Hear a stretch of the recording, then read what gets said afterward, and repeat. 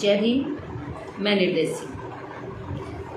महाराष्ट्र के राज्यपाल जो स्टेट के प्रथम नागरिक होते हैं, उन्होंने फूले दंपत्ति पर एक अभद्र टिप्पणी करके अपने पद की गरिमा को बहुत छोटा किया है। उन्होंने फूले दंपत्ति पर एक बेहद छोटी बात कहकर पूरे समाज के बीच में माता सावित्रीबाई फूले और ज्योतिबा फूले के जो फॉलोवर हैं, जो लोग उनको मानते हैं, उनको पढ़ते हैं, और सबसे बड़ी चीज़ ज्योतिबा फूले और सावित्रीबाई फूले ने इस देश के लिए वह बड़े काम किए जो शायद उस समकालीन कोई और नहीं कर सका। राज्यपाल कहते हैं कि बड़े हंसकर और बड़े एक मजाकिया मिजाज में कि जब सावित्रीबाई फूले की शादी हुई थी तब वह सिर्फ 9 वर्ष की थी और उनके पति ज्योतिबा फूले 13 वर्ष के थे, कि वह 9 वर्ष और 13 वर्ष के मुलगा मुलगी क्या करते होंगे उस उम्र में जब उनकी शादी हुई। तो पहली बात तो यह है कि जब उनकी जिस उम्र में शादी हुई, ये परंपरा किसने बनाई, और जिन लोगों ने ये परंपरा बनाई, क्या वह आज भी उस परंपरा को तोड़ना चाहते हैं? क्या वह लोग आज सावित्रीबाई फूले का जो दिया हुआ विचार है कि हर बेटी को, हर बच्ची को पढ़ना चाहिए, प्रत्येक स्त्री को शिक्षा के मंदिर तक पहुंचाना चाहिए, उसका भी राइट्स है एजुकेशन ग्रहण करने का, तो क्या आज वह लोग ये कह सकते हैं कि हम अपनी बेटियों को नहीं पढ़ाएंगे क्योंकि हम सावित्रीबाई फूले से नफरत करते हैं, हम सावित्रीबाई फूले से घृणा करते हैं? अरे सावित्रीबाई फूले से कैसी घृणा, जिस महिला ने पूरा जीवन इस देश की महिलाओं को, समस्त नारी को पढ़ाने के लिए अपना पूरा जीवन लगा दिया, उस महिला से इतनी घृणा क्यों? जब 1848 में माता सावित्रीबाई फूले ने स्कूल खोला और पहली पाठशाला जब उन्होंने शुरू की, तो उस पहली पाठशाला में माता सावित्रीबाई फूले की 6 बच्चियों में से 4 बच्चियां ब्राह्मण समाज की थी। उस महिला से घृणा करने का मुझे समझ में नहीं आता कि आपके पास क्या रीज़न है। एक ऐसी महिला, एक ऐसा पुरुष जो दोनों पति पत्नी पूरे जीवन भर इस बात पर लगे रहे कि देश के अंदर जो छोटी छोटी बच्चियों की शादी कर दी जाती है, उनको शिक्षा ग्रहण नहीं करने दिया जाता, स्कूल नहीं भेजा जाता, और तो और सबसे बड़ी बात यह कि उनको घर के अंदर बोझ समझा जाता है कि पढ़ाने लिखाने से गांव में प्रलय आ जाएगा, घर पे और परिवार पर मुसीबत आ जाएगी। वो सारे विचारों को बदलने वाला एक ही दंपत्ति, एक ही जोड़ा था उस समय पर, जब क्या कहते हैं, वैदिक संस्कृति लोगों के सर पर चढ़कर बोलती थी, और अंग्रेज यहाँ भारत में आ चुके थे और वह इन सब परंपराओं को देख रहे थे और सबको समान कर रहे थे, लेकिन गांव के दूर दराज लोगों के बीच में इन सब बातों को लेकर इतनी रूढ़ियाँ थी, इतनी सोच थी कि छोटी छोटी बच्चियों की शादियां कर दी जाती थी। मैं यहाँ पर संदर्भ देना चाहूँगी मिस कैथरीन मेयो की किताब मदर इंडिया का। Miss Catherine Mayo mother India किताब में लिखती हैं, जिसको भारत के अंदर बैन भी कर दिया गया था। उस किताब में मिस कैथरीन लिखती हैं कि इस भारत के अंदर जब मैंने भारत की यात्रा की तो मैंने देखा कि छोटी छोटी 9 से 10 साल की बच्ची, 12 साल की, 14 साल की बच्चियों की, मतलब 14 साल तो होने ही नहीं देते थे, 6 साल की, 9 साल की, 12 साल की बच्चियों की शादियां होती हैं। और शादियां किससे होती हैं? वह शादी किसी भी उम्र के पुरुष से हो सकती है। वो पुरुष 12 साल का हो सकता है, 82 वर्ष का हो सकता है, 65 वर्ष का हो सकता है, 40-45 वर्ष का हो सकता है, और उसके साथ शादी करना कोई अपराध नहीं माना जाता था, क्योंकि ये कहा जाता था कि पुरुष की कोई भी उम्र नहीं होती है, पुरुष हर उम्र में एवरग्रीन होता है, कि उसको किसी भी उम्र में किसी भी उम्र की बच्ची के साथ शादी कर सकता है, जवान हो, कम जवान हो, बुजुर्ग हो, मतलब वो तो फिर जवान ही उसको एक्सेप्ट करता था। इस तरह की व्यवस्था के अंदर, भारत के अंदर सावित्रीबाई फूले और ज्योतिबा फूले ने लोगों की सोच बदलने का काम किया। स्कूल खोल करके साबित किया कि ये केवल घर में 4 दीवारी में रहने के लिए नहीं है, ये केवल बोझ नहीं है तुम्हारा, ये तुम्हारे घर का सम्मान भी है, इस देश की बागडोर भी संभाल सकती है अगर इनको शिक्षा के क्षेत्र में आगे बढ़ाओगे तो। और आज देखिए कि प्रत्येक व्यक्ति अपने बच्चे को जब पढ़ाता है तो बेटियों की एजुकेशन पर भी बराबर का ध्यान देता है। बेटी नहीं पढ़ाता, बहू भी अगर चाहता है कि मैं बहू लेने जाऊं तो वह परिवार ढूंढता है कि कोई पढ़ी लिखी बच्ची मिल जाए, कोई पढ़ी लिखी लड़की मिल जाए जिससे हम अपने बेटे की शादी करें। अगर किसी का बेटा अनपढ़ भी होगा तब भी वो पढ़ी लिखी बहू ढूंढ रहा होगा। क्यों? क्योंकि उसे पता है घर को, परिवार को चलाने वाली महिला होती है, बेटी होती है। तो ये बात जब कोई भी इस देश के अंदर कहने की हिम्मत नहीं जुटा पाता था, तब सावित्रीबाई फुले ने और ज्योतिबा फुले ने ये बात कही। और जब उन्होंने पढ़ाना शुरू किया बच्चियों को, लड़कियों को, महिलाओं को, तो लोगों ने उनको बहुत अपमानित किया, बहुत नीचा दिखाने की कोशिश की। इस तरह के शब्द भी बोले कि उनका मनोबल टूट जाए कि वो दोबारा उन लोगों के बीच में ना आए। जिनको पढ़ाने जाती थी वही महिलाएं उन पर कीचड़ फेंक देती थी, गोबर फेंक देती थी और अजीब अजीब तरह की अभद्र टिप्पणियाँ करती थी, गालियाँ भी दे देती थी कि सावित्री चल यहाँ से, तेरे पास तो बहुत फालतू टाइम है, तुझे तो ज्योतिबा ने छोड़ दिया है खाली और हमारी बच्चियों को और टाइम खराब करने चली आती है तू। जितनी देर में तेरे साथ हमारी बच्चियाँ 1 घंटे पढ़ेंगी लिखेंगी, इतनी देर में तो हमारी बेटियाँ घर का काम करेंगी, गोबर ठाकेंगी और भी नए नए और भी काम कर लेंगी। और एक बात और यहाँ पर मैं जोड़ दूँ, छोटे जो दलित समाज के लोग थे वो गरीबी से बहुत बुरी तरह जूझ रहे थे उस वक्त पर। हालांकि अभी भी कोई ज़्यादा अच्छी स्थिति नहीं है, तो कभी बकरी चुराने के बहाने, कभी लकड़ी चुनने के बहाने, मतलब किसी न किसी तरीके से उनको बाहर जाना पड़ता था उनकी लड़कियों को। लेकिन जो लोग संपन्न थे, जिनके पास साधन थे, उनकी लड़कियां तो बिल्कुल भी दीवार के बाहर नहीं झांक सकती थी। उनको तो कतई भी देखने के लिए कतई परमिशन ही नहीं थी, अपराध था उनका बाहर झांकना। उन लड़कियों को उन्होंने बाहर निकाल करके स्कूल दिया, हाथ में कलम दी, किताब दी। आज आप लोग उसी एक महान शख्सियत के खिलाफ अभद्र टिप्पणी कर रहे हैं। और दूसरी चीज़ ये कि कोई आम आदमी नहीं कर रहा है। खुद महाराष्ट्र, जिस महाराष्ट्र के अंदर फूले दंपत्ति ने जन्म लिया, काम किया, सारा देश दुनिया को ये सवाल खड़ा किया कि लड़कियां क्यों नहीं पढ़ सकती, उनके खिलाफ उन पर अभद्र टिप्पणी करने वाले, उन पर चुटकुला बनाने वाले, उन पर हंसने वाले, उन पर ठहाके लगा करके उनके सम्मान को कम करने वाले लोग ये सोच रहे हैं कि हमने उनको नीचा दिखा दिया।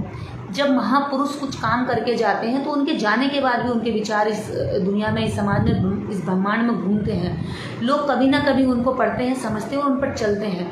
आप उनके कद को छोटा नहीं कर सकते, लेकिन हाँ, आपने एक काम जरूर कर दिया है, आपने राज्यपाल पद की गरिमा को जरूर छोटा किया है।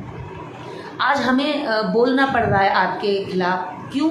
क्योंकि आपने एक प्रतिष्ठित कुर्सी पर बैठकर, एक अच्छे जो स्टेट का प्रथम नागरिक कहलाता है, ऐसी कुर्सी पर बैठकर आपने एक ऐसी महान शख्सियत का अपमान किया है कि लगता है जैसे आपको इसी अपमान के लिए आपको शायद बीजेपी ने इस सीट पर बिठाया है।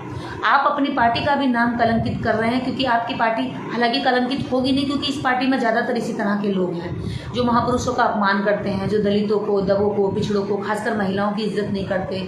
महिलाओं के साथ गलत होने पर कोई ज़्यादा उनको अफसोस नहीं होता, किसी तरह की उनकी संवेदना नहीं जागती। हालांकि घोड़े, गधे, गाय, कुत्ता, बिल्ली के मरने पर वो ज़रूर चीख चिल्लाते हैं, लेकिन इंसानों की उनकी नज़र में कदर नहीं है। तो मैं यही कहना चाहती हूँ कि पहले तो ये कि उनका अपमान करने से, आपके मुंह से कोई भी शब्द निकलने से पहले आपको 1000 बार सोचना होगा। आज ज्योतिबा फूले, सावित्रीबाई फूले एक विचार बन चुके हैं, एक क्रांति की आग बन चुके हैं। करोड़ों लोगों तक हम उनका नाम डेली पहुंचाने का काम करते हैं, उनके बारे में लिखा जाता है, उनके बारे में आज पढ़ा जाता है। जो कामों को आप लोगों ने उनके छुपा कर रखा, जब जब बहुजन महापुरुषों के, जब जब समाज सुधारकों के बारे में लिखने की बात आई, तब तब इतिहासकारों ने बेईमानी की, शरारत की और अपनी कलम की उनकी स्याही सूख गई। जब जब इस तरह के महापुरुषों के बारे में लिखने में आया तो उन्होंने एक लाइन कहीं मेंशन नहीं की। यहाँ गद्दारों के, यहाँ माफी वीरों के, यहाँ नालायकों के, यहाँ नतमस्तक होने वालों के, यहाँ जो देश में हमला करके यहाँ रहे, जिन्होंने राज स्थापित किए, उनकी गुलामी, चमचागिरी करने वालों के महिमा मंडन किए गए हैं। लेकिन जिन्होंने वास्तव में देश के लिए, इंसानियत के लिए, मानवता के लिए काम किया, लोगों के लिए काम किया, जन कल्याण के काम किए, समाज को सुधारने के काम किए, उनका जिक्र कहीं इतिहासकारों ने नहीं लिखा। आज भी अगर आप लोग याद करते हैं तब भी इतनी शरारत और बेईमानी, नीच सोच के साथ करते हैं कि उनके ऊपर आप कमेंट कसते हैं। तब कि आपको सैल्यूट करना चाहिए कि आज आपकी बच्चियां पढ़ रही हैं, आगे बढ़ रही हैं, और आज आप बहू भी ढूंढने जाते हैं तो पढ़ी लिखी ढूंढने जाते हैं। तो ये केवल और केवल विचार दिया हुआ सावित्रीबाई फूले और ज्योतिबा फूले का है। पहली बात तो मैं यही भी जानना चाहूँगी यहाँ पर कि भगत सिंह कोश्यारी जी जो राज्यपाल जी हैं, ये खुद अपने माता पिता की 11वीं संतान हैं और 10 बहनें इनकी हैं। इनसे पहले 10 बहनें पैदा हुई। क्या आपके माता पिता की उम्र कितनी है, आप ये बता सकते हैं? शादी के समय पर कितनी उम्र थी? क्या आप ये बता सकते हैं कि आपके दादा की और आपके दादी की उम्र कितनी रही होगी जब उनकी शादी हुई होगी? आज भी सैकड़ों हजारों बाल विवाह होते हैं। राजस्थान, गुजरात, उत्तर प्रदेश, बिहार, मध्य प्रदेश, ऐसे कितने राज्य हैं जहाँ पर आज भी बाल विवाह होते हैं। क्या आप में हिम्मत है कि किसी बाल विवाह में मौके पर जाकर आप उस बाल विवाह को रोक सके? लेकिन ज्योतिबा फूले में हिम्मत थी, वो रोक सकते थे। उन्होंने अनेकों बाल विवाह रोके, भले ही वे उसके शिकार हुए लेकिन वे उसमें जाकर के उसमें डूबे नहीं। उनके समकालीन भी हजारों लाखों विवाह, सभी विवाह ऐसे होते थे, लेकिन उन्होंने इस व्यवस्था को नकारा और इसके खिलाफ मुहिम भी चलाई। जब इस देश में ये परंपरा थी कि 9 साल 10 साल की बच्ची की शादी हो जाती थी और जब पति मर जाता था तो उस बच्ची को विधवा होने पर घर वाले, परिवार वाले निकाल देते थे और अगर घर में रखते थे तो घर के ही बड़े पुरुष जो होते थे, ससुर, जेठ, वो उस बच्ची के साथ गलत तरीके से उसके साथ बलात्कार करते थे। और जब वह उनके हवस का शिकार होते होते गर्भवती हो जाती थी तो घर से निकाल देते थे। उसके पास 2 ही रास्ते रहते थे, या तो वो वैश्या बन जाए या फिर वह आत्महत्या कर ले। ऐसी कितनी महिलाओं को ज्योतिबा फूले ने, माता सावित्रीबाई फूले ने आश्रम खोल करके उनको शरण दी। ऐसी जो विधवाएं गर्भवती हो जाती थी उनको अपने आश्रम में ले जा करके उनका प्रसव कराते थे, उनके बच्चों को सुरक्षा देते थे। उनके पास खुद बहुत पैसे नहीं होते थे, वो लोगों से कपड़े मांग मांग करके लाती थी, पुराने अमीर घरों में जाकर, और उनको कपड़े लाकर पहनाती थी। एक ऐसी महान शख्सियत पर आप टिप्पणी कर रहे हैं। ज्योतिबा फूले खुद अगर महिलाओं में जाकर काम नहीं कर सकते थे तो उन्होंने दूसरे लोगों की महिलाओं को मोटिवेट नहीं किया, उन्होंने खुद अपनी पत्नी को तैयार किया। अशिक्षित थी उनकी पत्नी, कभी स्कूल नहीं गई थी, लेकिन फिर भी ज्योतिबा फूले ने अपनी पत्नी को पढ़ाया और पढ़ा करके देखे कितना लंबा संघर्ष करके समाज में भेज दिया। क्या आप लोग ऐसा कर सकते हैं? समाज के किसी भी, समाज सुधार के किसी भी लाइन पर आप काम कर सकते हैं। आज भी बाल विवाह होते हैं। अगर आप में दम है, हिम्मत है तो अपने घर की बेटियों को तैयार करके छोड़िए कि वो मौके पर जाकर के उन विवाहों को रोकें, लेकिन आप नहीं कर सकते। आप सिर्फ टिप्पणी कर सकते हैं, महान शख्सियतों पर कीचड़ उछाल सकते हैं, महान शख्सियतों पर कमेंट करके अपने कद को ऊंचा समझते हैं। ये आपकी घटिया सोच है। आपको माफ़ी मांगनी चाहिए और मैं तो केंद्र सरकार और महामहिम राष्ट्रपति जी को लेटर लिखकर कल ही इसकी मांग करती हूँ संगठन के तहत कि इनको बर्खास्त किया जाए। जो लोग इस तरह राज्यपाल की कुर्सी पर इस मानसिकता के लोग बैठे हैं तो वो क्या न्याय करते होंगे? क्या महिलाओं के प्रति सोच रखते होंगे? क्या लोगों के प्रति न्याय रखते होंगे? आप सोचिए, जो इतनी महान शख्सियतों पर कीचड़ उछाल सकते हैं, टीका टिप्पणी कर सकते हैं, क्या वो आम जनता के, आम महिलाओं के, आम बच्चों के प्रति इंसाफ रखते होंगे? इंसाफ करते होंगे? कतई नहीं करते होंगे। इस खबर और इस वीडियो का संज्ञान महिला आयोग को भी लेना चाहिए और इस पर कार्रवाई करनी चाहिए। मैं मांग करती हूँ कि कार्रवाई हो इस पर, और हम लोग कल खुद लेटर लिख करके मैं यहाँ से मेल करूँगी और मैं यहाँ से पोस्ट भी करूँगी कि ये कार्रवाई जब तक नहीं होगी तब तक ये अपमान जो किया गया है, ये अपमान पूरा नहीं होगा। आप लोग जब जब उठते हैं, जब जब मुंह खोलते हैं, जब जब महापुरुषों का नाम लेते हैं, उनके कामों का तो व्याख्यान आप नहीं करते, लेकिन आप क्या करते हैं? उनको बदनाम करने की कोशिश करते हैं।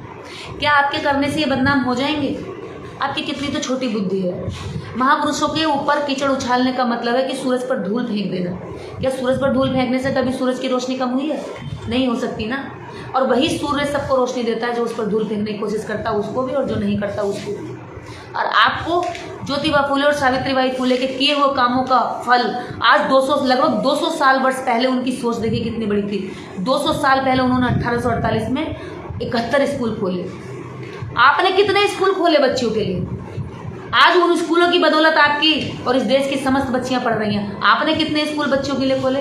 आपकी बच की नहीं है एक भी काम करना। अगर दम है तो उनकी तरह काम करके दिखाइए। उन्होंने बिना संसाधनों के, बिना पैसे के, बिना किसी पोस्ट पद के इतने बड़े काम करके दिखाए। आपके पास तो संसाधन भी है, पैसा भी है, टीम भी है, लोग भी हैं और समाज भी है, और आज समाज में बुराइयां भी हैं। करिए इन पर काम। किसने रोका है आपको? लेकिन आपका दम नहीं होगा। आपको शर्म आनी चाहिए। आपने राज्यपाल पद की गरिमा की भी इज्जत नहीं रखी, उस पद की भी लाज नहीं रखी जिस पद को लोग उसके आगे महामहिम लगा करके बोलते हैं। शर्म आनी चाहिए, बहुत ज्यादा शर्म आनी चाहिए। और आपको एक बार बैठ करके अपनी आंख के शर्म के पानी को देखना चाहिए कि जिस व्यवस्था के खिलाफ मैं बोल रहा हूं, जिसके खिलाफ मैं बोल रहा हूं, उसी व्यवस्था को चुनौती देने वाले वो लोग थे। पूरे देश के अंदर वही व्यवस्था थी। आपके बाप दादाओं की शादियां भी इसी तरह 9-9, 10-10 साल की उम्र में हुई होंगी। और आपकी खुद की शादी कितनी उम्र में हुई थी, जरा आप ये भी बता करके देना। शर्म आनी चाहिए, इससे ज्यादा और मैं क्या कहूँ। आप एक प्रतिष्ठित, एक गरिमापूर्ण पद पर है, महामहिम राज्यपाल है, प्रदेश के प्रथम नागरिक। और प्रथम नागरिक की सोच अगर इतनी छोटी और इतनी गिरी हुई है, तो आप सोचिए कि बाकी नागरिकों की सोच आप कैसे ऊपर उठा सकते हैं। बहुत मुश्किल है आप लोगों को, इस देश को और इस जनता को, इस देश के नागरिकों को सही रास्ते पर ले जाना।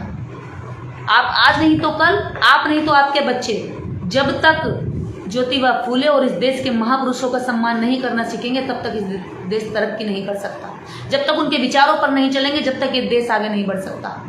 आप इसको बेच बेच के भले खा सकते हैं, इसको बर्बाद कर सकते हैं, लेकिन इसका भला कभी नहीं कर पाएंगे, क्योंकि आपकी सोच ही भला करने वाली नहीं है। जो भला करके गए हैं उन पर भी आप कमेंट कसने की हिम्मत रखते हैं। ये बेहद नीच और घटिया सोच है। मुझे बार बार कहना पड़ रहा है कि आपको शर्म आनी चाहिए। मैं यहाँ से लानतें भेजती हूँ आपको शर्म भेजती हूँ कि आपकी आंखों में थोड़ी शर्म आए। और जितने भी लोग देख रहे हैं सावित्रीबाई फूले और ज्योतिबा फूले और जो भी महापुरुषों का सम्मान करते हैं, वे सारे लोग इस बात का विरोध करें और इनको बर्खास्त करने की मांग करें। आप ये मत सोचिए कि सोशल मीडिया एक छोटी सी बात है। इस पे से उठाई गई आवाज करोड़ों लोगों तक पहुंचती है। यहां से आप करोड़ों लोगों तक ये बात पहुंचा सकते हैं, और पहुंचाइए। मैं कहती हूँ वीडियो भी शेयर करिए, लोगों को भेजिए, ताकि लोग अपनी ओर से भी विरोध जाहिर करें। जब आप गलत बात का सही समय पर विरोध नहीं करेंगे, तो समझिए कि वो गलत व्यक्ति गलत बात को सही सिद्ध करने पर पूरी ताकत लगा देगा। आपका काम है कि गलत को गलत कहें और सही समय पर कहें। आज समय निकल जाएगा तो कल फिर से दूसरी टिप्पणी होगी, कल फिर होगी, परसों फिर होगी, नरसों फिर होगी, और इस तरह से चलता रहेगा। फिर हिम्मत बढ़ जाएगी।